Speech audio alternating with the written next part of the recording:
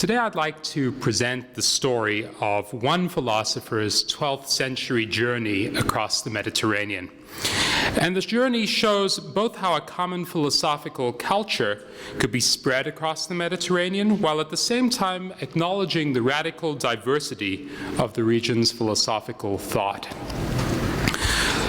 The story that I'm going to tell is contained in a biographical dictionary by Ibn al-Kifti, a 13th century Muslim bureaucrat and scholar who, while writing the dictionary, was head of the treasury for a son of Saladin who ruled in Aleppo. Ibn al-Kifti's biographers portray him as a reluctant holder of political power who would far rather have been left to his books. He did, however, make the most of his fate. In addition to extensively socializing with the most prominent literati of his age, he used his governmental position to become the most important collector of books, perhaps of the known world of the time, and when he died, his collection was reportedly valued at some 50,000 dinars, which is an extraordinarily large sum. Ibn al-Kifti used his political power and access to wealth to reach out and give patronage to some of the great intellectuals of his age. He gave patronage to Yaqut, a scholar who wrote one of the most influential geographical works of the medieval period, and he also reportedly helped Yaqut with its writing. He met and befriended the famous Andalusian mystic Ibn al-Arabi, as well as as-Suhrawardi, the founder of the Islamic Illuminationist school of philosophy. In short, Ibn al-Kifti's friends and acquaintances were a who's who of intellectuals from across the Islamic world, and it was fitting that he chose to memorialize them in a series of 3 biographical dictionaries. One of these contains biographies of literati, another of the ulama, or the Islamic learned classes, but the one from which the entry before you is drawn is his biographical dictionary of the hukama, or philosopher-physicians. The dictionary is particularly interesting because of the view of court life that it provides and the active participation of philosophers in that life. The philosophers which it describes are not cave-bound creatures who shun and are shunned by the world. They are individuals who actively participate in political life, and their jockeying for power and involvement in court intrigue forms the background of their philosophy. The descriptions that Ibn al-Kifti's dictionary provides allow us to build a rich picture of who the philosophers were, why they decided to engage in philosophy, and why their practice of philosophy was tolerated or even encouraged by the societies in which they lived. So let's read the beginning of the entry that I've translated. Abu al-Hajjaj Yusuf ibn Yahya ibn Ishaq as-Sabti al-Maghribi, a resident of Aleppo, who was known in Ceuta as Ibn Shamun, who was his 8th or 9th great-grandfather and a physician of Fezi origin. While his father was occupied there in Ceuta with work in the market, Yusuf studiously read philosophy in these lands and attained a good grasp of it, and also applied himself to mathematics and excelled in it. These sciences were always present in his mind during discussions. Some notes on this passage. Ceuta was a prosperous Mediterranean trading city, which served as a point of economic exchange between Europe, the Middle East, and Africa. Despite its smallish size, Ceuta boasted a vibrant intellectual life, which was in active communication with intellectual centers throughout the Islamic world. Yusuf's father's position as a successful merchant in Ceuta allowed him to devote his youth to the study of philosophy and science. By noting Yusuf's roots in the town of Ceuta, Ibn al-Kifti is drawing attention to his recent but very successful transplant to Aleppo.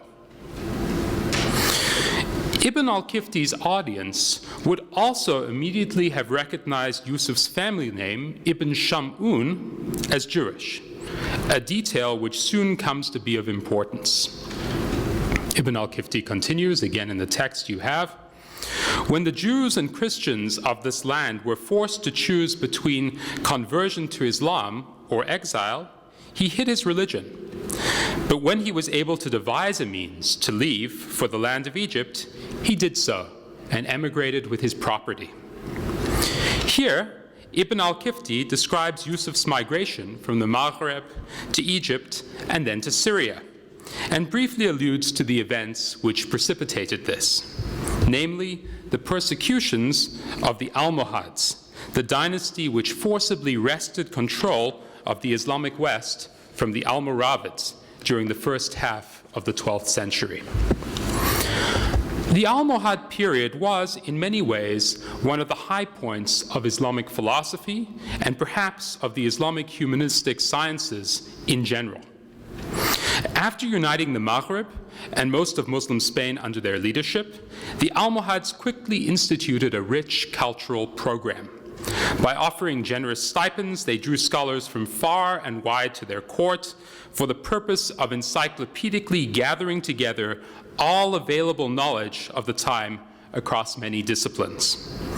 They commissioned great anthologies of Quran and Hadith commentaries, which were intended to reflect the state of the field of their day. Numerous works of pedagogy were written in order to increase literacy in Arabic and in basic Islamic texts. Summas of Islamic law were written. Compendious works of Sufi mysticism were composed. Even Ahmad al-Buni's classic work on Islamic magic was the product of the Almohad cultural program. Outside the field of sacred texts, books were put together to summarize and digest the ancient sciences, including works on botany, astronomy, alchemy, agriculture, medicine, and logic. The production of works on ancient philosophy was highly incentivized by the Almohads, and these were produced on a particularly large scale. The famous philosopher Averroes wrote his magisterial commentaries on almost all the works of Aristotle at the request of the Almohads and with their generous patronage. Another philosopher, Ibn Tufayl, wrote his work Hayy ibn Yaqdhan for Almohad court elites. The work is a philosophical novel about a baby abandoned on an island and raised by a doe who eventually reasons his way to knowledge of God and metaphysics. Philosophy was given pride of place among the humanities. Central to the Almohad legacy was their message that Muslims needed to emphasize the importance of monotheism more than they had hitherto done. The name Almohad, in Arabic al-Muwahhidun, was intended to reflect this principle. It means those who proclaim God's unity. The Almohads felt that most Muslims before them had not taken this Islamic message seriously and had often understood God as possessing corporeal elements, that is to say, as having a body or being in some way human or human-like. This, they believe, compromised God's unity because anything which was understood to be corporeal could be divided into many parts. To remedy this situation, the Almohads invited philosophers who understood God as being quintessentially incorporeal to their court to teach people to understand God correctly.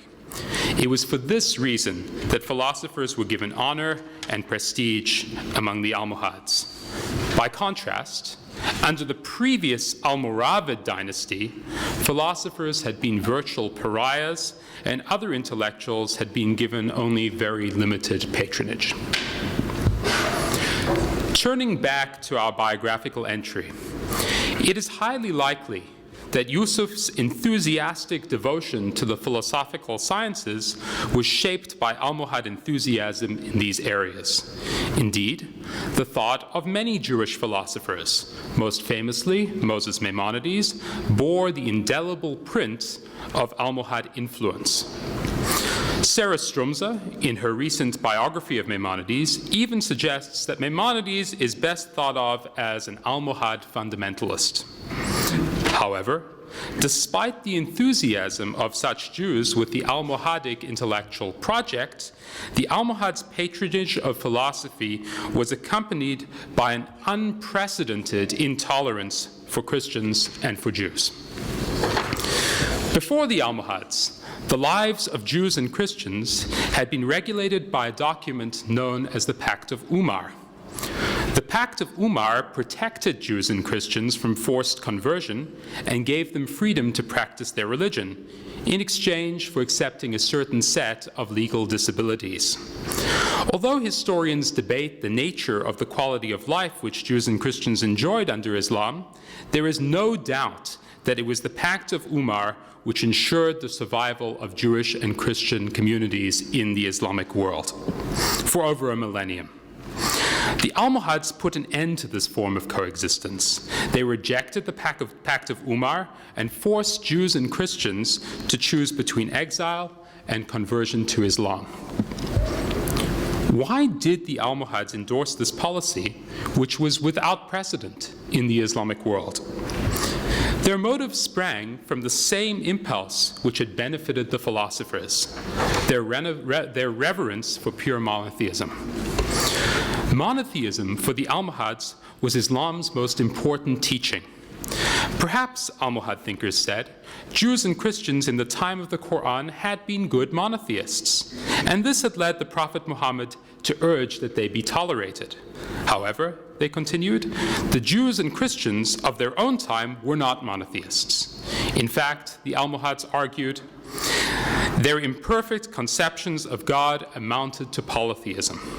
To allow Jews and Christians to remain in Almohad lands would risk defiling the monotheism of the Muslims.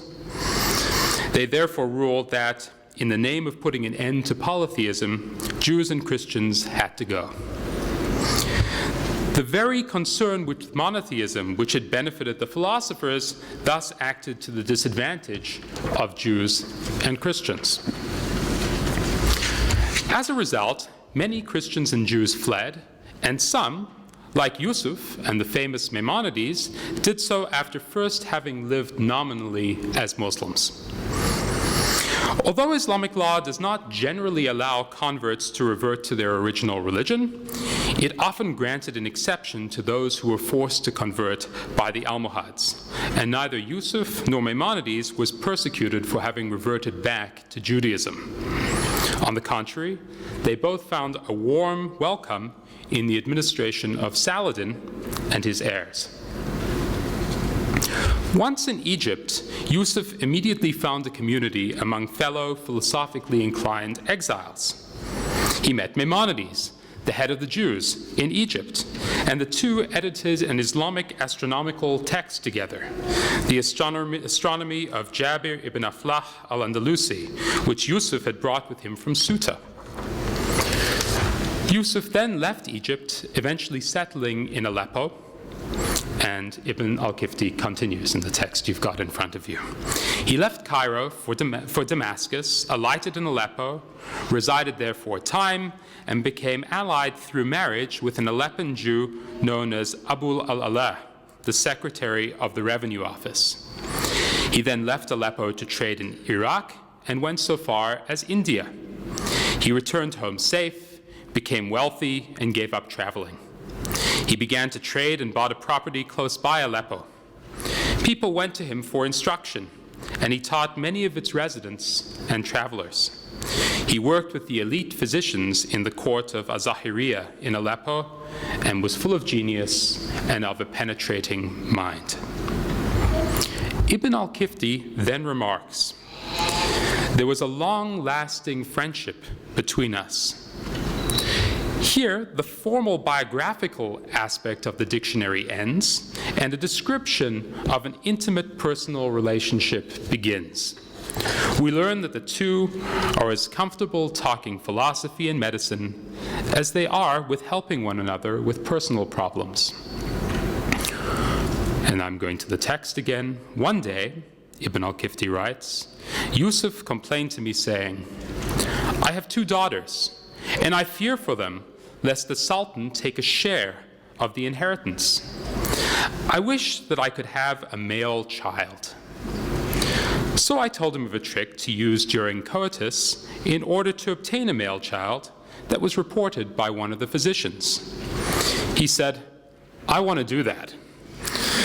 He then married another wife on account of the death of the first, and after some time, she conceived. He said, "I've done what you said," and she, as God had wished, gave birth to a male child. He came to me jubilant with happiness. But then, after some time, I heard that the mother of the child had taken him to the bathhouse and had poured too much hot water over him, and he had died. As a result of this, he became deeply troubled, and when I came to him to console him, I said to him, "Be patient and do it again." So he did, and she conceived and gave him a male child. He called him Abdul-Baki, and he lived. Then he ignored what I told him, and she conceived and gave him a daughter.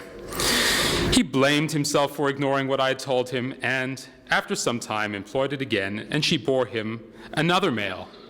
So he said, "I cannot deny the truth of what my experience tells me. It has become settled for me such that I cannot deny it." Today, Ibn al-Kifti's relationship with Yusuf might seem to be an unlikely one. Ibn al-Kifti was from an elite Muslim family. Like his father and grandfather before him, he had been trained in sacred law and had risen in the ranks as a judge until he became Ministry of the Treasury.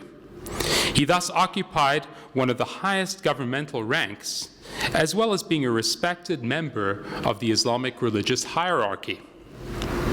Yusuf, on the other hand, was a Jewish emigrant from what is now a Spanish enclave in Morocco, who had spent his life as a trader, but had picked up enough religious and medical knowledge on the side to be regarded both as a doctor and as a rabbi. However, despite these differences, their friendship grew and was important enough for Ibn al-Kifti to publicly memorialize in his dictionary.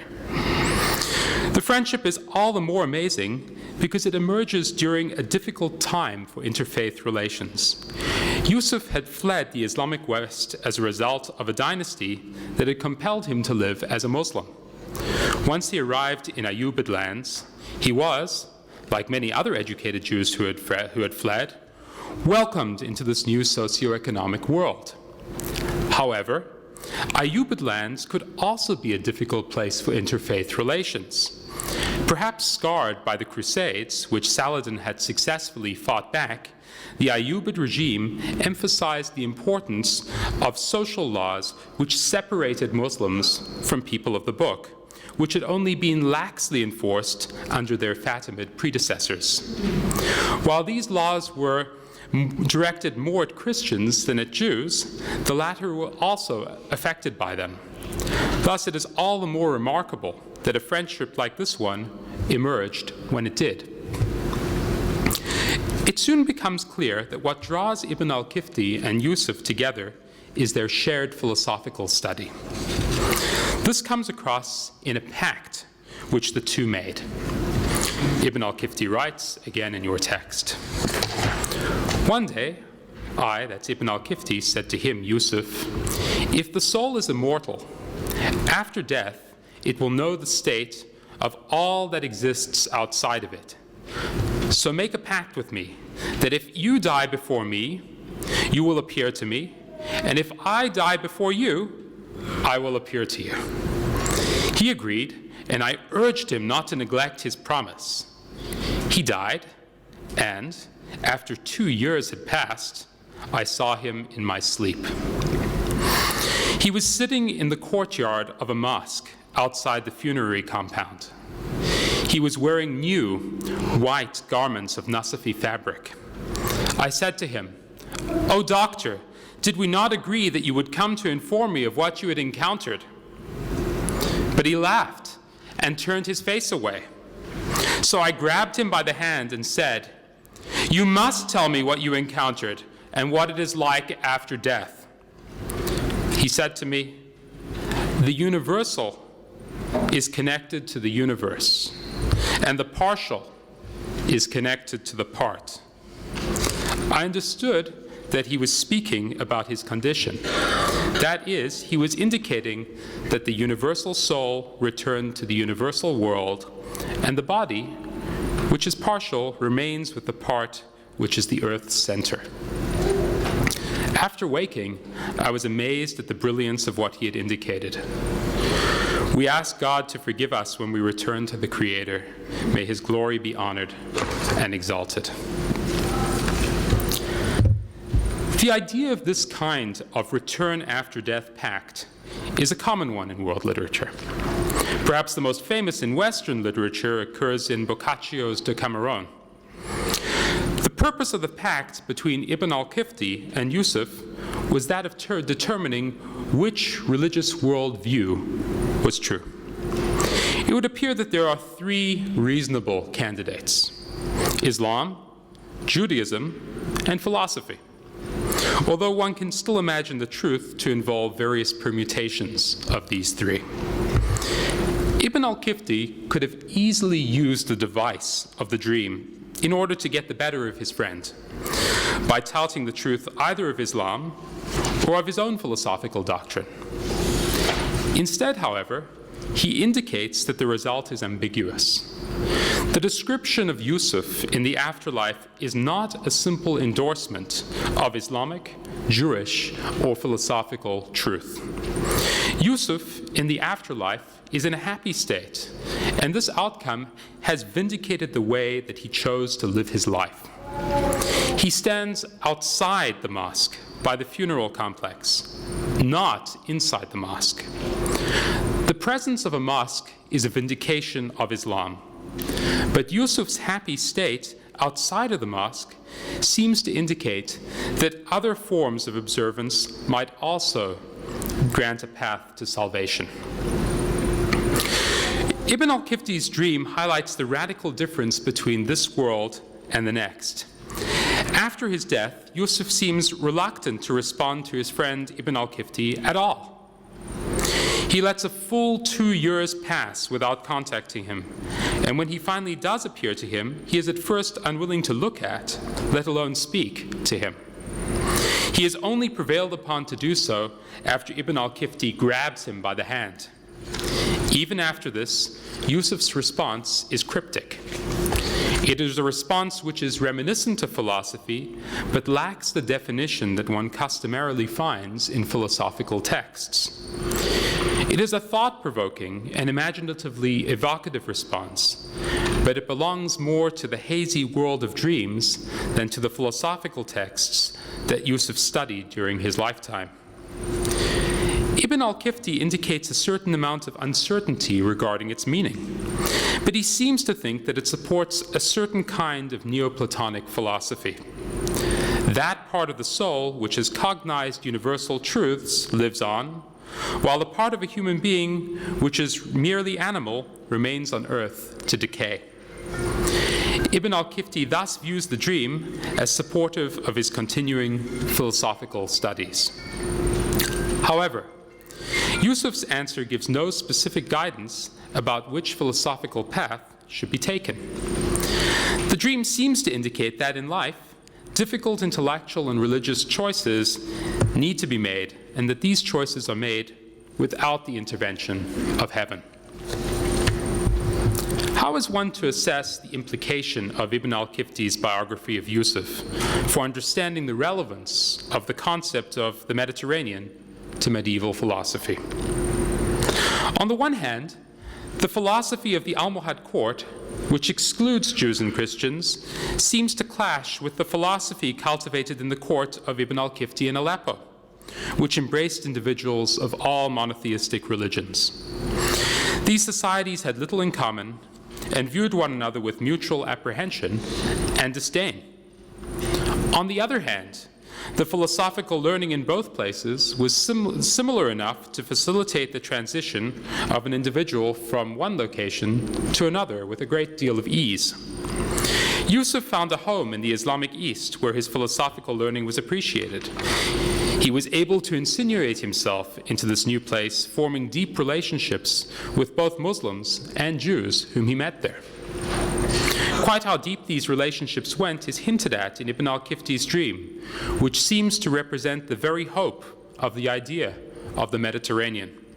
That is, a philosophical society which is inclusive of Muslims, Christians, and Jews, not only in this world, but even in the next. What made the friendship between Ibn al-Kifti and Yusuf possible? It is tempting to turn to the idea of the Mediterranean as the answer. The two philosophers received a common education on its shores, which perhaps helped them to find one another and then deepen their friendship. However, one needs to also consider the possibility that it was Islamic culture and not the Mediterranean which fostered this relationship. While Islamic culture was heavily represented in the Mediterranean, it also extended well beyond it. One wonders whether Yusuf and Ibn al-Kifti, for example, would have found one another had they alighted in Baghdad instead of Aleppo. Evidence of friendships across religious lines in Baghdad force one to admit that it is very possible that they would have. Further, the philosophical influences of Ibn al-Kifti and Yusuf are not solely the product of Mediterranean thinkers, but also the product of thinkers who lived in the Islamic world beyond the Mediterranean. We might therefore, with Marshall Hodgson, call Yusuf an Islamicate thinker rather than a Mediterranean thinker. A thinker who, while not a Muslim, was highly influenced by the Islamic cultural sphere of influence. A thinker whose influences and social connections span not just the Mediterranean, but also the Mesopotamian world and beyond. There is a temptation to define the Mediterranean milieu as one bound by the forces of a common humanistic intellectual enlightenment, a common physical environment, and a tolerance born of common mercantile interests. These forces at once bind the countries of the Mediterranean together and separate them from the less diverse inland regions with which they share a common religion. In a sense, the Mediterranean is supposed to loosen the ties that bind the lands of Christendom to each other and the lands of Islam to each other. Instead, it creates different ties that bind, a shared space comprised of mutual shared interests.